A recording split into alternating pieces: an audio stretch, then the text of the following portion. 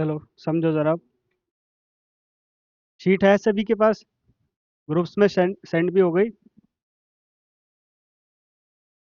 एक तो हमने कल फ्रैक्शंस पे बात करी, परसेंटेज के, कि कैसे हमें फ्रैक्शन को परसेंटेज में चेंज करना आना चाहिए और परसेंटेज को फ्रैक्शन में चेंज करना आना चाहिए। ठीक है। कौन ये नए आए हैं शायद आप? कब मिल के गए थे? कल? 3-4 दिन हो गए।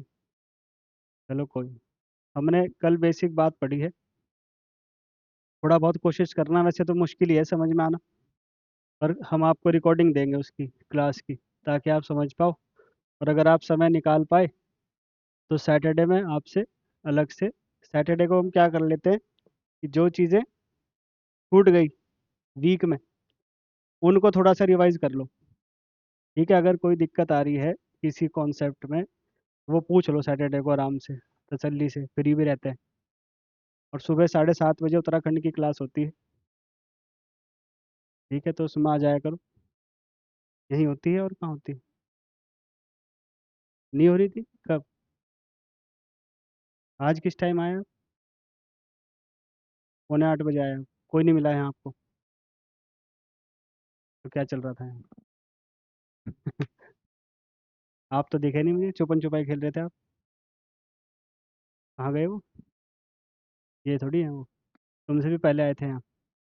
ठीक है, उधर बैठ गए जाके ना, तुमसे भी पहले आए थे दो। ठीक है। तो सुबह 7:30, नहीं तो लगभग 7:30 से 7:45, अगर जो टाइमिंग है उसका 15 मिनट लेके चलो, तब तक क्लास शुरू हो जाए। उत्तराखंड भी पढ़ना इसलिए ज़रूरी हो गया अब। एक तो उत्तराखंड के जो अच्छे एग्जाम्स हैं उसमें मैथ्स रीजनिंग पूछ ही लेता है, चाहे उत्तराखंड एसआई हो, चाहे पीसीएस हो, चाहे एसीएफ हो, चाहे रेंजर्स हो। आवाज़ कम आ रही है तो वहीं से बढ़ा लो यार। यहाँ से तो मैं कैसे बढ़ाऊँ? यहाँ से तो इतनी आवाज़ निकल सकती है। ठीक है। तो उसमें मैथ्स आ रहा है, और कल कैलेंडर निकाल दिया यूके ट्रिपल एससी। जैसे सेंटर में क्या होता है, एसएससी स्टेट, क्या होता है, स्टेट स्टाफ या फिर स्टाफ सिलेक्शन कमीशन, ऐसे ही उत्तराखंड का भी है, उत्तराखंड सब ऑर्डिनेट स्टाफ सिलेक्शन कमीशन, यानी यूके ट्रिपल एससी। तो 2025 तक कितनी वैकेंसी आनी है उन्होंने सब बता दिया। तो उत्तराखंड की बात तो उत्तराखंड की क्लास में करेंगे। तो उसमें सारी वैकेंसी है लगभग, ये मान के चलो, अगर सब कंपाइल कर ली जाए तो 8-10 हज़ार वैकेंसी निकलेंगी उत्तराखंड में। 8-10 हज़ार तो बच्चे भी नहीं है पढ़ने लायक यहाँ पे। ज़्यादातर बच्चे तो उत्तराखंड में क्या कर रहे हैं, नेता हैं, या छात्र नेता बन गए, चाहे वो कांग्रेस के हों, चाहे बीजेपी के हों, चाहे कहीं भी। जो ईमानदारी से पढ़ गया उत्तराखंड में वो नौकरी ले गया। ये हमने देखा है, और ये हमारा एक्सपीरियंस है। जितने भी स्टूडेंट्स हमारे साथ जुड़े जो थोड़े भी ईमानदार थे और थोड़ा सा समय निकाला उन्होंने बस, ठीक है, और ईमानदारी से पढ़ते रहे, तो एक भी बच्चा ऐसा नहीं है जिसकी नौकरी ना लगी। एक भी, एक आधा छूट जाता है पर ऐसा कोई नहीं छूटा। मतलब कोई हम ये नहीं कह सकते कि यहाँ 2-3 साल पुराना बच्चा बैठ के पढ़ रहा होगा, सब निकल जाते हैं उत्तराखंड में, क्योंकि थोड़ा सा जो कंपटीशन का लेवल है वो कम है। ठीक है। और खासकर वो बच्चों का सिलेक्शन रेट ज़्यादा है जो सेंटर को टारगेट करते हैं और फिर कहाँ देने पहुँच जाते हैं एग्ज़ाम, स्टेट में। यही रिकॉर्ड है उत्तराखंड अपर पीसीएस का, जहाँ पे एसडीएम डीएसपी की पोस्ट निकलती हैं। जो मेनली बच्चे निकलते हैं वो सारे बच्चे कौन हैं, जो यूपीएससी आईएएस की तैयारी कर रहे हैं। वहाँ लिख लिख के उनकी प्रैक्टिस हो गई बहुत बढ़िया। तो वो यहाँ बैठते हैं, थोड़े से फैक्ट्स रटते हैं, फिर मेंस में पहुँच जाते हैं और मेंस में फिर धज्जियाँ उड़ाते हैं यहाँ के लोगों की। क्यों? यहाँ के लोग मतलब हैं तो वो भी यहीं के लोग, पर यहाँ के वो लोग जो सिर्फ समूह ग से ऊपर सोचना ही नहीं चाह रहे, वो बैठ के सिर्फ फैक्ट्स रट रहे हैं। तो वहाँ लिखने की कला जो होनी चाहिए वो काम में आती है। एसएससी में भी थी जब तक एसए था, पर अब वो भी खत्म हो गई। ठीक है। तो वो चीज़ें हमारे पास होनी चाहिए। वो उससे क्या होता है, जब आपके पास थॉट्स होते हैं तो जब आप लिख पाते हैं, कब मैं अगर टीचर हूँ तो मैं कब बोल पाऊंगा, जब मेरे पास क्या होगी, नॉलेज। अगर मेरे पास नॉलेज नहीं है तो मैं बोल ही नहीं पाऊंगा। वही लिखने का खेल है कि अगर मेरे पास नॉलेज नहीं है, उसके पास्ट और उसका प्रेजेंट और उसका फ्यूचर नहीं पता, तो फिर मैं उसको प्रेजेंट नहीं कर पाऊंगा। और एक अच्छी पोस्ट के लिए आपको समझदार होना बहुत ज़रूरी है। ठीक है। चलो अभी आगे बढ़ो। ये तो हमने किसकी बात करी थी, रेलवे के बैच की बात करी थी। इसमें हमने इसके सिलेबस की भी बात करी थी शायद कल, कि ये जो सिलेबस है इसके फॉर्म सभी को भरने हैं। ये ग्रेजुएशन लेवल पे आए हैं फॉर्म, कुछ अंडर ग्रेजुएशन लेवल पे भी हैं। तो ये सारे क्यों भरने हैं? क्योंकि जो बच्चा एसएससी बैंक की तैयारी कर रहा है उसके लिए पेपर बहुत आसान है, क्योंकि हम तो 100 सवाल 60 मिनट में करने की कोशिश करते हैं और यहाँ हमें कितने मिनट मिलते हैं? 90 मिनट। तो जो बच्चा ईमानदारी से, और सबसे बढ़िया क्या चीज़ है जिससे उत्तराखंड बेल्ट या फिर वेस्टर्न यूपी की बेल्ट सबसे ज़्यादा परेशान है, किससे? इंग्लिश से। वही नहीं है इसमें। तो अगर इंग्लिश नहीं है, मैथ रीजनिंग जीएस है, तो आपको ये फॉर्म भरना ही चाहिए। और ये जो मैंने पहले फ़ोटो लगाई है हमारा स्टूडेंट है, सेशन मास्टर, ठीक है, तो बढ़िया पोस्ट पे है, मज़े ले रहा है। तो ये भी इसी एग्ज़ाम, ये भी पहले इसके लिए एसएससी के लिए तैयारी कर रहा था। और मुझे ऐसा लगता है एसएससी की कुछ पोस्ट को छोड़ दिया जाए तो उसके बाद ये पोस्ट बहुत बढ़िया रहती हैं इस तरीके की। ठीक है, कभी ट्रेन में जाओ, घूमता है कोई ट्रेन में? टिकट मिलता है? नहीं मिलता। तो मज़े आ जाते हैं किसके? टीटी के। तो टीटी भगवान से दुआ करता है क्या? कि किसी को टिकट ना मिले, ताकि मेरी ऊपर की कमाई हो जाए। सिंपल सा लॉजिक है। जब आप टिकट बुक करते हैं, ये बहुत बेसिक सी चीज़ है। तो क्या होता है कि जब सारी सीट भर गई तो उसके बाद क्या होता है? वेटिंग लिस्ट निकलती है। और वेटिंग लिस्ट में क्या होता है? ऐसा बोलते हैं कि वेटिंग लिस्ट में, और एक वो होता है, क्या बोलते हैं उसको, जिसमें आधी सीट मिल जाती है, आर ए सी बोलते हैं उसको शायद, इस टाइप से। तो उसमें क्या है, ना तो आपके पैसे वापस आएंगे और ना आपको सीट मिलेगी। ठीक है, तो आप खड़े रहोगे, और अगर कोई सीट मिल गई वेटिंग में तो आर ए सी हो गए, तो आधी सीट क्या आप हकदार हो जाओगे।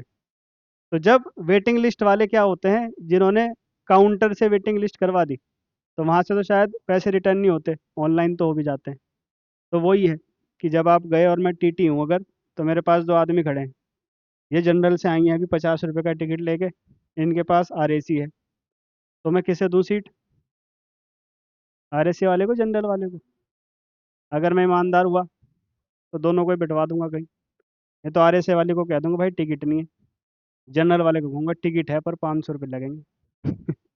500 रुपये जेब में, और टिकट इनकी मनचाही। ठीक है, तो वो इस तरीके से चीज़ें चलती हैं। ये मेंस का फॉर्मेट है, देखो ज़रा समझो, फटाफट समझ लो। मेंस आपके लिए इतना भारी नहीं पड़ेगा फिर भी। 120 सवाल के लिए कितने मिनट हैं? 90 मिनट। 120 सवाल के लिए 90 मिनट अगर दिए जा रहे हैं, तो हर एक सवाल कितने मिनट में करना है? कुछ ऐसा लग रहा है। और 3/4। और अगर इसे सेकंड में बदल दो तो कितने? 45 सेकंड। हर सवाल के लिए आपको 45 सेकंड मिल रहे हैं। और एसएससी में हर सवाल के लिए कितने सेकंड मिलते हैं? 32 सेकंड। ठीक है। और तब भी ये कारगर इसलिए है क्योंकि 50 सवाल तो किसके हैं? जीएस के। तो बेसिकली तो आपको कितने सवाल करने हैं? 35 और 35, 70 करने हैं, जो आप टारगेट फुलफिल कर पाओ। तो इसकी तैयारी ईमानदारी से करो। इसके भी दो बैच है, एक तो ऑफलाइन हम चलाएंगे धीरे धीरे, एक एक्सप्रेस बैच है, जैसे वंदे भारत है। उसमें क्या है कि पूरी मैथ्स रिवीजन है, और उस मैथ्स का रिवीजन आप आसानी से कर सकते हो। टेस्ट जितने भी हो रहे हैं, हमने टेस्ट लेकर देखे, तो उसकी कोई वैल्यू लगती नहीं मुझे। फ्री की चीज़ ऐसी है कि लोग हलवा ले लेंगे, भंडारे से खाया गया तो ठीक है, नहीं तो फेंक दिया। ठीक है। पर अगर होटल में गए और अगर गुलाब जामुन पसंद भी नहीं आया, तो यूँ कहेंगे कि इसे पैक कर, घर ले जाके देखेंगे, मूड बन गया तो खाएंगे, लेकिन फेंकने के नहीं। क्यों? इसके पैसे दे रखे हैं। वही चीज़ समझनी पड़ेगी। पढ़ना जितना इंपॉर्टेंट है, उससे ज़्यादा इंपॉर्टेंट क्या है? टेस्ट देना। और आज तक मुझे ऐसा कोई स्टूडेंट नहीं मिला जिसने कहा, जी मैंने आज तक एक भी मॉक टेस्ट नहीं दिया और मेरे सिलेक्शन हो गया। टेस्ट तो देना ही पड़ेगा। और खासकर जीएस के जो सेक्शंस होते हैं, वो तो याद ही कैसे होते हैं? टेस्ट के माध्यम से। तो जितने भी टॉपिक हम पढ़ते हैं, चाहे मैथ्स हो, चाहे रीजनिंग हो, चाहे जीएस हो, और चाहे जो हम सुबह उत्तराखंड पढ़ रहे हैं, हर एक टॉपिक का प्रॉपर टेस्ट बनकर ऐप पर उपलब्ध है। पर वो टेस्ट अब फ्री में नहीं दिया जाएगा, उसके लिए देने पड़ेंगे पैसे। और पैसे, हर एक टेस्ट मिलेगा आपको 2 रुपये में। ठीक है। 2 रुपये ईमानदारी से भरो, ताकि पता चले कि इस टेस्ट की वैल्यू है। उसको 2 रुपये, अब उसकी वैल्यू मत समझना कि 2 रुपये है तो कोई बात नहीं, 2 रुपये तो दे देंगे।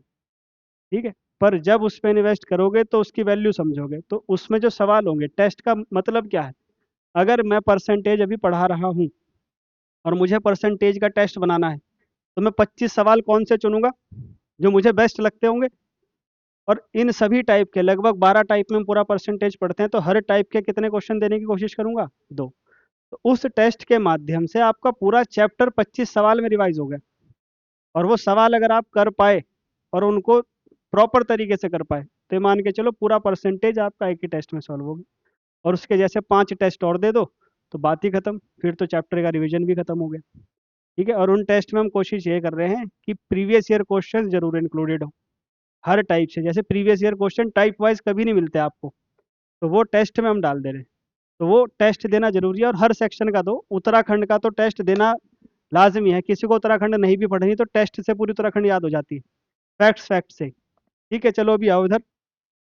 अभी हम परसेंटेज की बात कर रहे थे, और परसेंटेज पे हमने फ्रैक्शंस की बात करी थी कि कैसे फ्रैक्शंस को हम चेंज करते हैं किस में? परसेंटेज में। ठीक है, ऐसा कुछ पढ़ा था क्या? एक बार थोड़ा सा रिवाइज अगर करने की कोशिश करें कि हम एक को क्या लिखते थे? 100%। और 1/2 को क्या लिखते थे? 50%। फटाफट रिवाइज, फिर सवाल करेंगे बढ़िया करके। 1/3 को क्या लिखते हैं?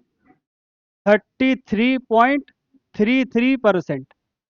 ठीक है, अभी पॉइंट में लिख रहे हैं, मिक्स फ्रैक्शन में नहीं लिख रहे। जो नया है वो लिख लेना मेरे साथ साथ इसे। ठीक है, 1/4 को क्या लिखेंगे? 25%। तो 1/5 को क्या लिखेंगे? 20%। ठीक है, ये 1/5 तक की कहानी थी। फिर 1/6 क्या था?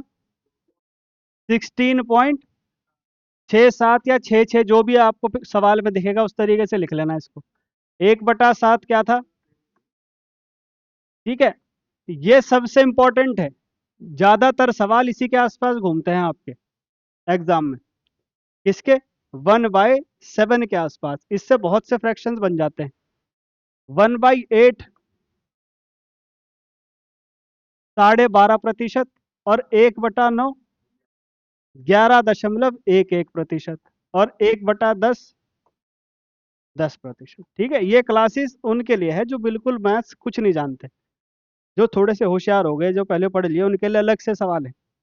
उनके लिए अलग से वीडियो डलेंगे, उसमें वो सवाल हैं जो आज तक परेशान करते घूम रहे हैं, आपको सपनों में आते हैं। 9.09%। और 1/12 क्या बन गया था हमारा? 8.33%। ऐसा ही कुछ बना था शायद। 1/13 को हमने मिक्स फ्रैक्शन में नहीं लिखा, उसमें लिखा था बस 7 सहित 9/13। ठीक है, क्योंकि इसको पॉइंट में बदलते हैं तो उल्टा सीधा बनता है, तो इसको ऐसे ही याद रखते हैं वैसे तो हम। और ये है जो 1/14 7.14, या फिर 7 सहित 1/7 भी लिख लेते हैं। और ऐसे ही 1/15 तक जब आप आए थे तो ये कितना बन गया था? वही इसको सिंप्लीफाई करो अगर, भाई ऐसे से। देखो जो नए आए हैं वो समझो हम क्या कर रहे हैं। जैसे क्या नाम है आपका? आर्य, आर्यन। आर्यन, देखो ये सारे हमने पता कैसे लिखे हैं, लास्ट वाला समझा देता हूँ आपको। 1/15 है। ठीक है, हमने एक बात समझी कि कोई भी चीज अगर पूरी है तो वो कितने प्रतिशत है? 100%। यानी एक बराबर क्या है? 100%। अगर मुझे एक का आधा करना है तो मैं 100 का भी क्या कर दूंगा? आधा। और 100 का आधा करोगे तो क्या बन जाएगा? 50। ऐसे इधर आओ, मुझे क्या निकालना है? 1/15। और अगर 1/15 निकालना है तो मैं 100 को किससे भाग करूंगा? 15 से। अब ये कटेगा, देखो 5 से। ये 5 से 20 बारी में कट जाएगा, और ये 5 से 3 बारी में कट जाएगा। और जो ये 20/3% है, इसको फिर 3 से काटो। 3 × 6 18। 6 सहित 2/3%। और इसको भी अगर काटना चाहो आगे तो 6.66 या 6.67%। मतलब जहां भी आपको ये पॉइंट में वैल्यूज दिखेंगी उनको आप फ्रैक्शन में लिखना शुरू करोगे। अब सारा खेल यहाँ से शुरू होता है। ये बार बार अब हम इस पे लौटेंगे, और इसका इस्तेमाल अब सवाल करने में करते हैं। बढ़े क्या आगे? अब देखो जरा, पहले टाइप के सवाल कुछ तो कर लिए थे हमने, 6 क्वेश्चन कल किए थे। आज प्रैक्टिस करते हैं इन सवालों पर, ध्यान देना जब सभी।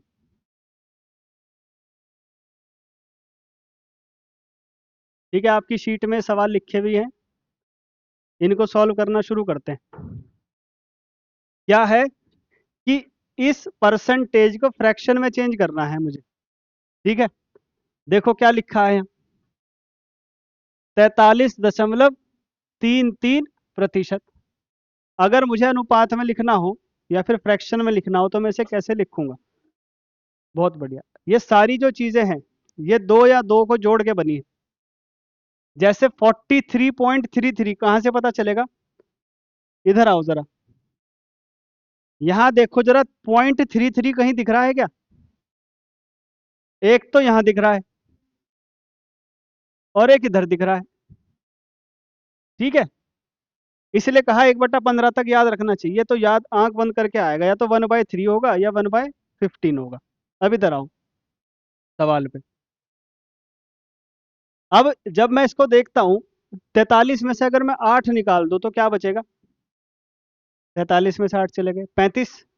तो 35% कुछ प्रॉपर फ्रैक्शन नहीं बनाएगा, तो मैं क्या करूंगा, इसमें से 33.33 हटा दूंगा, और 43 में से 33 चले गए तो बचे कितने? 10। ये परसेंट है। इसको अनुपात में लिखना आप जानते हो, क्या है ये? 1/3। और इसको भी लिखना जानते हो, 1/10। और जब इसको आगे लिखोगे तो नीचे एलसीएम क्या बना? 30। इधर 10 गया, इधर 3, और 10 + 3, और आप इसको लिखोगे 13/30। लिखा है क्या कहीं? यानी कौन सा ऑप्शन बना आपका? B option. लिखो जरा इस बात को। ठीक है, जितनी ज्यादा प्रैक्टिस इस पे कर लोगे उतना ये काम आएगा। फिर परसेंटेज इंक्रीज परसेंटेज डिक्रीज की प्रैक्टिस कर लेंगे। ठीक है, फिर फ्रैक्शन को प्रतिशत में चेंज करने की प्रैक्टिस कर लेंगे, मिक्स्ड फ्रैक्शन को फ्रैक्शन में चेंज करने की। तो ये प्रैक्टिस अगर रहती है परसेंटेज में तो फिर कोई दिक्कत नहीं आती। अब देखो जरा इधर, अगले सवाल पर आए क्या?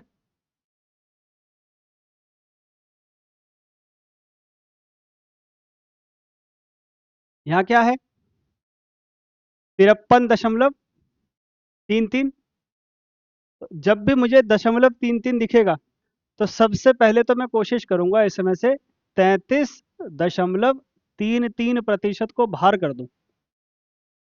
और जैसे ही इसे बाहर करूंगा, देखो 53 में से 33 बाहर करे तो बचे कितने? 20। ठीक है, ये तो हो गया 1/3, और ये हो गया 1/5। ठीक है आर्यन, क्यों? क्योंकि हमने यहाँ सीख रखा है 20% किसके बराबर है? 1/5 के। तो दरअसल इन दोनों को मिलाया गया था, इन दोनों को जोड़ोगे तो 33 और 20 क्या बनता है? 53। तो इसने क्या जोड़ रखा है इसमें? 1/3 और 1/5। अब इसका एलसीएम तो क्या आ जाएगा? 15। 5 उधर, 3 इधर, 5 और 3 8। तो 8/15 कहीं लिखा हो, वही आपका आंसर बन जाएगा। यानी कौन सा ऑप्शन हो जाएगा? A option. कुछ कहना चाह रहे हो निरुद्ध? परवेज कुछ कहना चाह रहे हो? उत्तराखंड की क्लास में नहीं आए आप, क्या बात हुई? नहीं,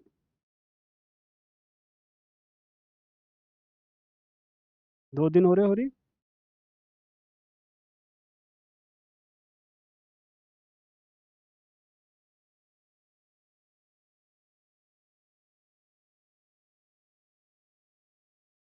आओ जरा इधर, इसमें होशियारी दिखा सकते हो? कैसे दिखेगी होशियारी? भाई 33.33 तो है ही, तो बचेगा कितना? 30%। अब ये तो आपको पता ही है क्या है, 1/3। और यहाँ देखो जरा, 30% का मतलब जतिन, 0 से 0 तो कट ही गया, 3/10। नीचे क्या आ जाएगा? 30। ये 10 इधर जाएगा और ये 3 इधर जाएगा, तो 10 + 9, और इसका आंसर क्या लिखोगे? 19/30। ठीक है, लिखा है क्या कहीं आंसर? है। कौन सा ऑप्शन है? डी ऑप्शन है। देख पा रहे होंगे थोड़ा बहुत। ठीक है परवेज, इधर और चीज़ सीखो साथ साथ। यहाँ मैं लिखना चाह रहा हूँ एक चीज़, कुछ चीज़ें तो आपको और स्पीड से पता हो। जैसे 10% किसके बराबर है? 1/10। 20% किसके बराबर है? 2/10 लिखो पहले तो चाहे। 30% किसके बराबर है? 3/10। ठीक है। 40% क्या होगा? 4/10 होगा वैसे तो। और 50% क्या होगा? 5/10। 60% क्या होगा? 6/10। 70% क्या होगा? 7/10। 80% 8/10। और 90% 9/10। ठीक है, इनको समझना जरा। ये तो कट नहीं सकता, पर इसको मैं क्या याद रखता हूँ हमेशा? 1/5। ये तो कट नहीं सकता, ये तो एज इट इज ही रहेगा। पर ये कट जाएगा 2 से, तो इसे क्या याद रखते हैं हम? 2/5। ये कट जाएगा तो इसे क्या याद रखते हैं हम? 1/2। ये कटेगा फिर किससे? 2 से, तो इसे क्या याद रखेंगे? 3/5। ये तो एज इट इज ही रहेगा। और ये कट के क्या बनेगा? 4/5। यानी कि 1/10, 3/10, 7/10, 9/10। ये तो एज इट इज ही रहते हैं। और बटे में 5 कहाँ जाता है? 20%, 40%, 60%। हर 20 के अंतराल पर, हर 20 के अंतराल पर 1/5, 2/5, 3/5, 4/5। ठीक है, अभी काम में आएगा तो ध्यान देंगे। अब इधर आओ जरा। ये है क्या? अब 73.33%। तो 33 तो अलग कर ही देते हैं इसमें से। और इसमें से अगर 33 निकाल दिया तो बचा कितना? 40। ये तो आपने अभी लिखा था क्या है? 1/3। और 40% 2/5। नीचे क्या आ जाएगा? 15। और 5 और 3 दूनी 6, यानी 11/15। लिखा है क्या कहीं? कौन सा ऑप्शन है? पहला ऑप्शन। ठीक है, उम्मीद है बेसिक बात समझ पा रहे होंगे आप।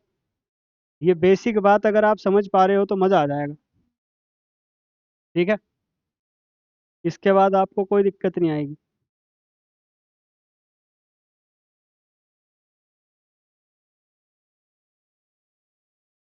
चले क्या आगे? अगले 4 सवाल देखें।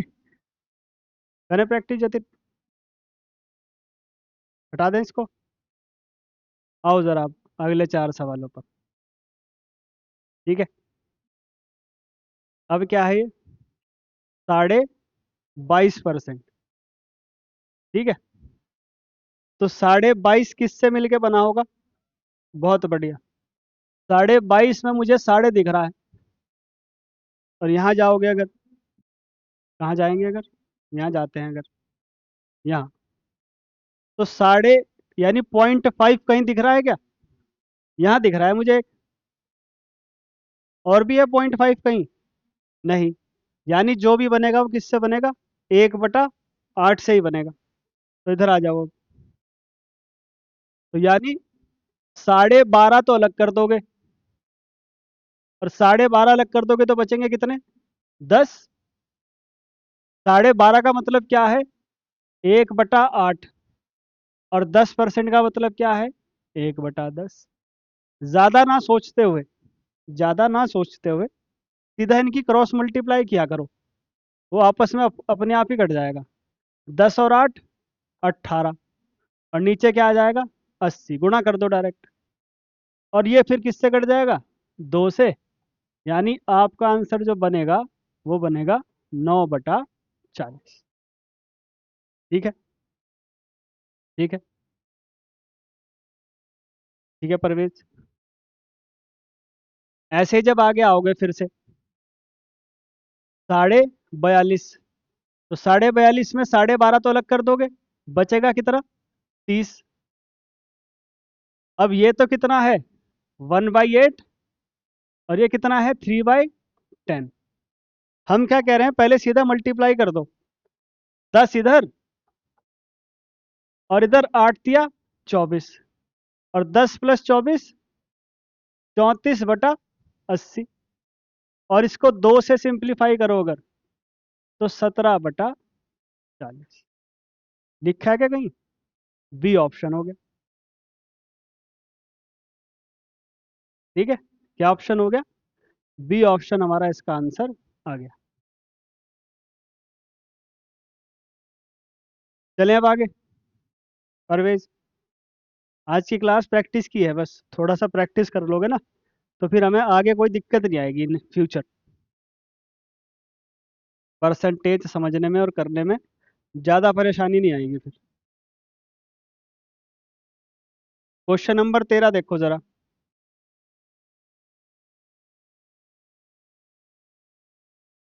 ये क्या है? 46.66%।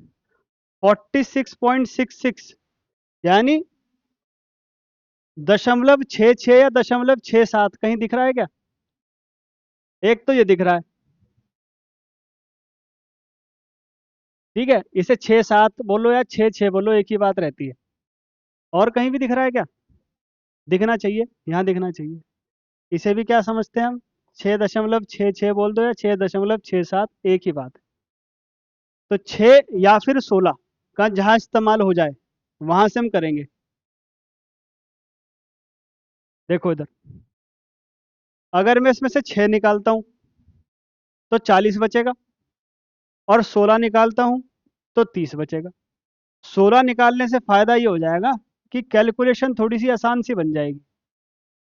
16 और 30 अगर मैं कर दूं, क्योंकि ये क्या बन जाएगा? 1/6, और 30% क्या बन जाएगा? 3/10। क्रॉस मल्टीप्लाई जब करोगे तो यहाँ तो क्या आ जाएगा? 10, और यहाँ क्या आ जाएगा? 18। 10 + 18 28/60। 4 से कट रहा है, 4 से 7, और 4 से 15। 7/15 कहीं लिखा है क्या? तो मेरा आंसर क्या हो जाएगा? डी ऑप्शन हो जाएगा। ठीक है,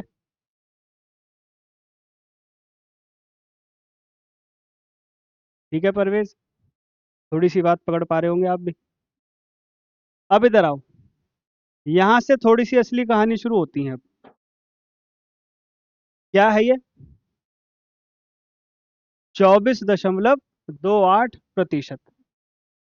जब इस फ्रैक्शन पे जाओगे, 0.28 कहीं दिख रहा है क्या? यहाँ दिख रहा है, जिसपे इंपॉर्टेंट लिखा हुआ है। ठीक है, और ये क्या है? 14.28, यानी 14 के साथ हम उसको बाहर करेंगे जहां भी लिखा होगा। तो अगर यहाँ 24 है तो 14 तो भारी हो गया, तो बचा कितना रह गया? 10। और 14 का मतलब क्या था? 1/7, और इसका मतलब क्या था? 1/10।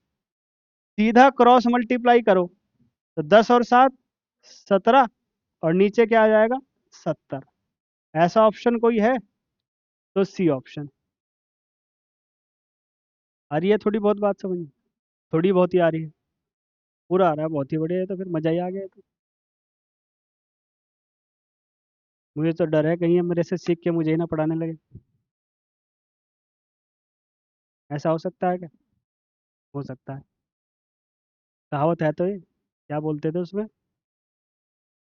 गुरु चीनी रह गया, या नहीं, गुरु गुड़ रह गया और चेला चीनी बन गया। पर गुड़ सेहतमंद होती है, और चीनी हानिकारक। ये नहीं बताइए आगे बात। ठीक है, फोटो खींच रखी है एक तरफ, बता दो तो बाल तो सेट कर लो। ठीक है, कितने क्वेश्चन हो गए? 6 कल हो गए थे, 8 आज हो गए। चलें क्या आगे? समझ में तो आ रहे होंगे। घर जाके शीट मिल रखी है आपको, इस पे फिर से प्रैक्टिस करना।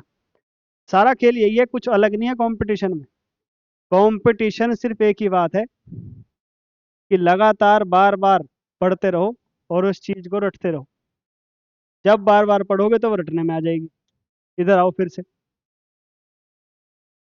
ये क्या है? 34.28।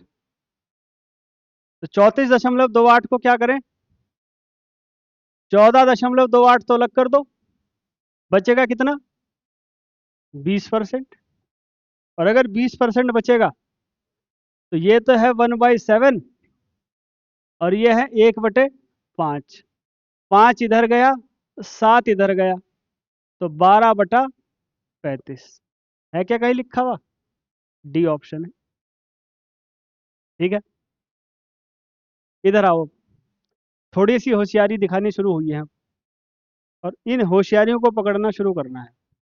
ठीक है, होशियारी कैसे पकड़ते हैं रवि? ये देखो होशियारी है, इसे पकड़ो, आओ इधर।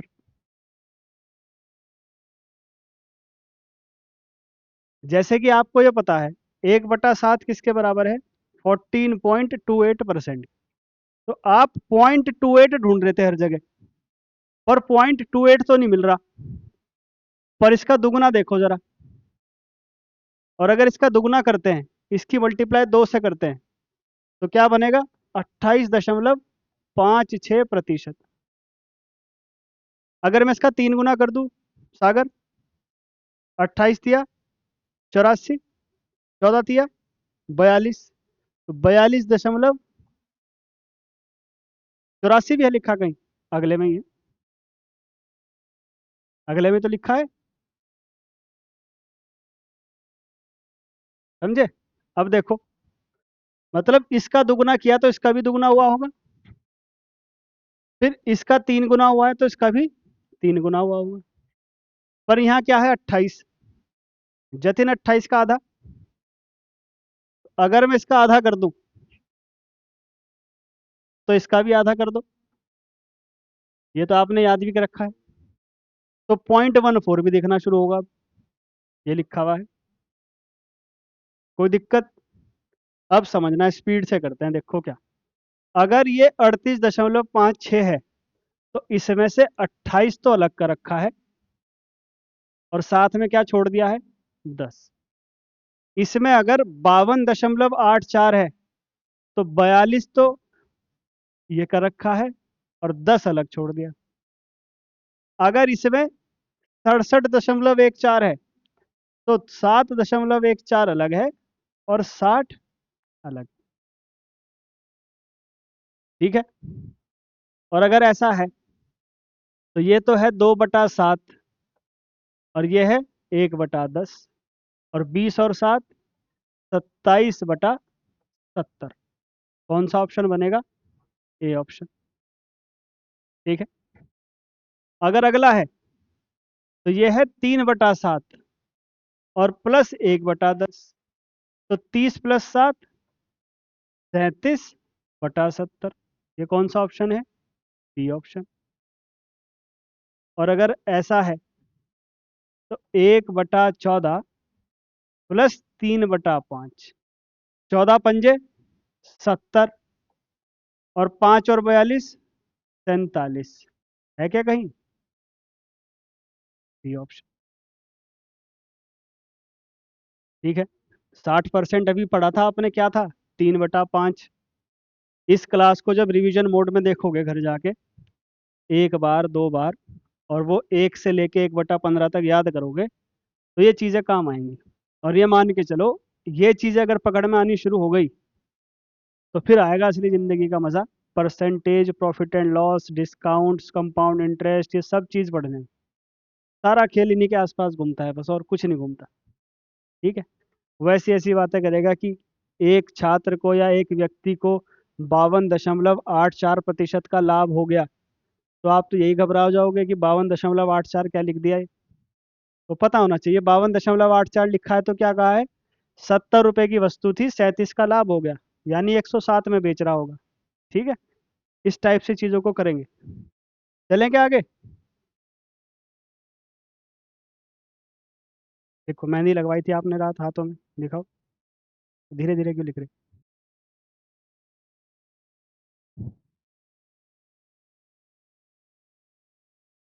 ठीक है परवेज, चले आगे। ये हैं आपके, ये शायद थोड़ा सा मिस प्रिंट है, इसको रहने देना अभी। ये 81.4 नहीं है, ये 80.14 होगा, कुछ ऐसा होगा, इसे चेक करेंगे एक बार। इधर आओ जरा आगे अभी। ये साढ़े वाले शुरू हो गए फिर से, 12.5 वाले, है ना। और होशियारी कैसे दिखाते हैं परवेज? देखो ऐसे दिखाते हैं, इधर आओ, यहाँ दिख रही है होशियारी, दिखी होशियारी? हाँ दिखी होशियारी। 1/8 है शुभम, किसके बराबर? 12.5 के। अगर मैं इसका दुगना कर दूंगा तो होशियारी तो दिखेगी नहीं, 25% तो पहले ही पता है मुझे, 1/4 है। तो होशियारी दिखेगी जब मैं इसकी मल्टीप्लाई 3 से करूंगा, और जैसे मैं 3 से करूंगा तो ये बन जाएगा 37.5। यानी 12.5% में ही साढ़े नहीं आता, 37.5% में भी क्या आता है? 0.5। यानी ये कितना हो गया? 37.5। अगर मैं इसकी गुणा 4 से कर दूंगा तो ये तो 50% है, तो कोई होशियारी नहीं दिखी। तो मैं किससे करूंगा? 5 से। और जब मैं इसकी मल्टीप्लाई 5 से करूंगा, तो जब वहां 5 से करोगे तो देखना क्या बनेगा? 62.5%। कोई दिक्कत? अभी तक कोई दिक्कत? एक मिनट बस। ठीक है। अगर मैं इसकी मल्टीप्लाई 6 से कर दूं तो ये तो 75% है, तो लिख ही देंगे 3/4। और अगर मैं इसकी मल्टीप्लाई किससे कर दूं? 7 से। तो 7/8 अगर आपको निकालना है तो 7 पंजे 35, और ये बनेगा कितना? 87.5%। ठीक है। अब होशियारी यहाँ दिखेगी, इधर आओ, इसे छोड़ दो अभी थोड़ी देर के लिए। यहाँ क्या लिखा है? 47.5। तो 47.5 में से क्या चीज निकालूं जो आसान हो जाए? 37.5। और अगर मैं इसमें से 37.5 निकाल देता हूं तो बचेगा कितना? और ये आपको पता है अभी क्या है? 3/8। और 10% क्या है? हमने क्या कहा? एलसीएम के चक्कर में मत पड़ो, पहले सीधा गुणा करो। 30 और 8, 38/80। और 2 से कर दो सिंप्लीफाई, 19/40। तो क्या बनेगा आंसर? ये ऑप्शन। ठीक है। इधर दिखाओ होशियारी, 72.5 है, तो क्या निकालू इसमें से? 62.5। और 62.5 निकाला तो क्या बचा? 10। ये किसके बराबर है? 5/8। और ये क्या है? 1/10। 50 और 8, 58। और बटा 80, आंसर आएगा 29/40। कोई दिक्कत? और ये है आज का आखिरी सवाल। 97.5 में से क्या निकाल दूं बाहर? 87.5। बचेगा क्या? 10। ये है आपका 7/8। और ये है 1/10। 70 और 8, 78/80। और इसको किससे भाग कर दे? 2 से ही कर देते हैं। 39/40 लिखा है क्या कहीं? लिखा होना चाहिए बिल्कुल। ठीक है। उम्मीद है आज की बात समझ में आई। प्योर हमने कैलकुलेशन करी, दो और हैं वो आपके घर के लिए है, घर ले जाके खाना। ठीक है। ठीक है अनिरुद्ध। ठीक है परवेज, बॉबी, आर्यन, अनमोल, जतिन, इधर भी समझ में आई होगी बात। वो कहाँ चले गए बाकी के? दीपक भी नहीं आया आज, और वो भी नहीं आया, विशु भी नहीं आया, अमन भी नहीं आया। कोई नहीं, चलो। तभी सोच रहे आज हैं, तबीयत खराब हो गई, ऐसा क्या हुआ? चलो ठीक है चिराग, चुपचाप बैठे रहते हो आप, ऐसा क्यों?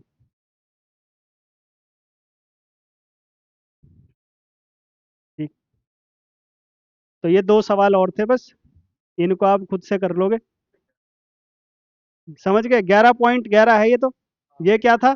1/9 और 1/10। 19/90 लिखा है क्या कहीं? ये रहा। ये 2/11, ये 2/9 हो जाएगा।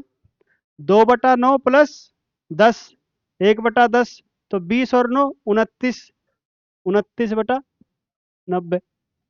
ये भी आंसर आ गया। ठीक है, उम्मीद है बात समझ जाओगे। शीट आप सभी के पास है। असली खेल शुरू होगा अब कल से, जब इन सवालों पर आना शुरू होंगे।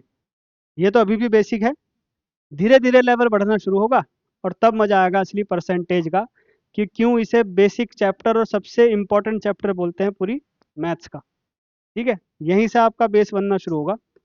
जो शीट आपको दी है उससे ज़्यादा प्रैक्टिस क्लास में करेंगे। ठीक है, मतलब हर टाइप का मैंने तो क्वेश्चंस दिए हैं, 5 5 6 6, और उनसे पहले जो बेसिक उसकी वो चाहिए होगी, बेस चाहिए होगा, वो हम वहीं पे करेंगे। चलो फिर आज के लिए इतना ही रखते हैं, कल मिलते हैं फिर।